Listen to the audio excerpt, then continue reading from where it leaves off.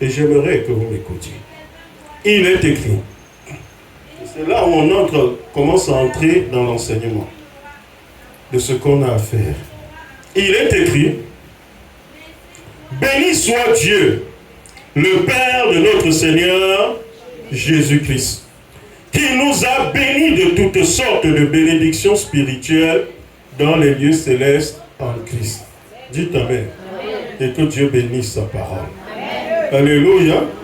Ce qui, pour nous, est un fait indéniable, c'est l'existence de nos bénédictions. Amen. Alléluia. Je veux que tu comprennes que ta bénédiction, tu ne la cherches plus. C'est ce que je veux te faire comprendre. Ta bénédiction, tu n'es plus en train de la chercher. Alléluia. Amen.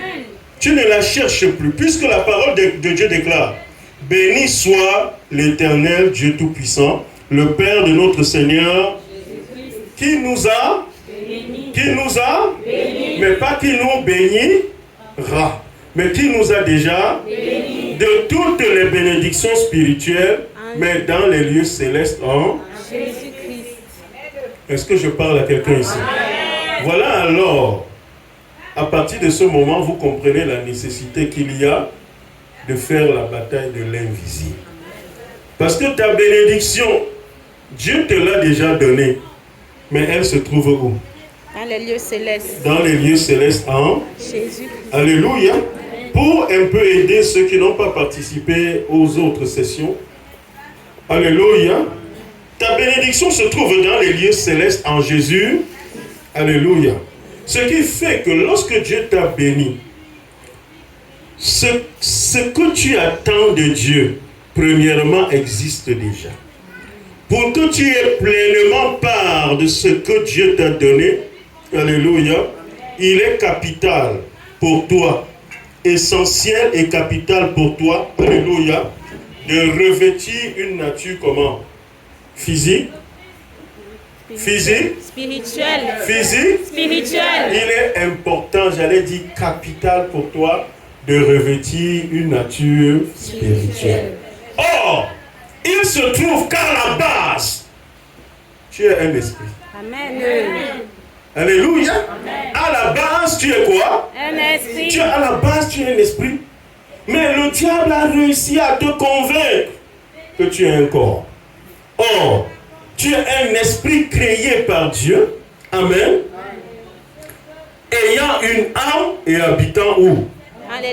Ayant un véhicule qui s'appelle corps. Parce que tu vis dans un monde physique. Est-ce que je parle? Mais Dieu t'a béni de toutes les bénédictions célestes, spirituelles dans les lieux célestes. Pourquoi? Parce qu'il a prévu les lieux célestes comme étant les lieux où sont déployés, déversés tout ce qui est ta part et tout ce qui est ma part. Alléluia. Et l'ennemi étant lui aussi un esprit, alléluia, il n'a rien créé. Il souhaiterait que tu demeures toute ta vie un être fait de chair, qui n'opère que dans ta dimension charnelle, alléluia, pour que ce qui est ta part, que Dieu t'a donné, la bénédiction qu'il t'a accordée, que ça reste dans les lieux et que tu n'aies jamais pas à... Du coup, le jour où tu nais de l'esprit, alléluia, alléluia, l'ennemi, le diable dit non. Comment la personne a pu savoir qu'il faut qu'elle naisse de l'esprit? Amen. Amen. Or, te voilà déjà né de l'esprit. Et parce que tu es né de l'esprit, Dieu rentre dans sa parole dans Jean au chapitre 3, verset 10. Et il dit que depuis que tu es né de l'esprit, tu opères désormais à la dimension de quoi? Du vent. À la dimension de quoi? Du vent. À la dimension de quoi? Du vent. Parce que le vent souffle où il est. Et tu en entends le bruit.